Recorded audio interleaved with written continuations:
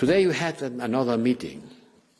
Then President Vučić and Prime Minister Kurti presented their views and explained their positions on how to move forward, how the process could move forward. The discussions were, as expected, as difficult as always have been, and in the end, they were not a trilateral meeting. Kosovo was not ready for this. Kosovo was not willing to do this trilateral meeting. Serbia was ready to do it. But you need two to dance tango. And we need two to sit around the table in order to continue the dialogue. This has not been possible today. Unfortunately, no progress in implementation of the agreement could be achieved today.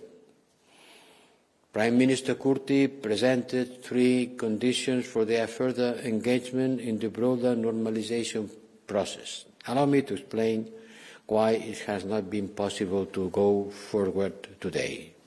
Because Prime Minister Kurti presented 3 conditions for their further engagement in the broader normalization process, and I want to quote, in order to stick to the reality as much as I can in my explanation.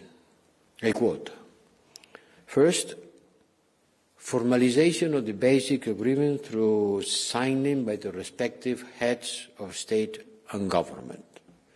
This is an old request.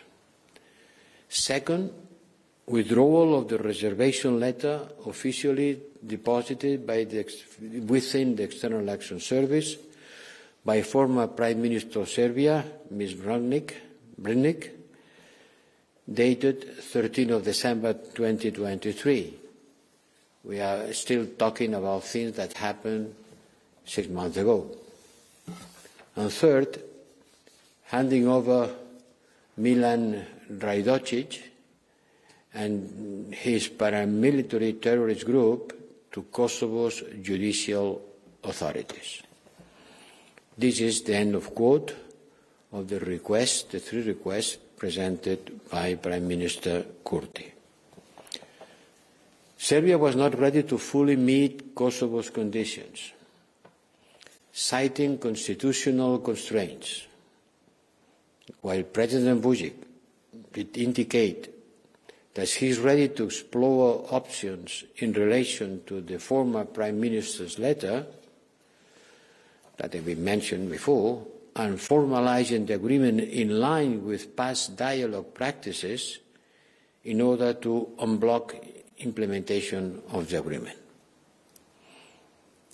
Prior to the meeting, the EU, we have presented a new proposal for the implementation plan that would guide the implementation phase of the agreement.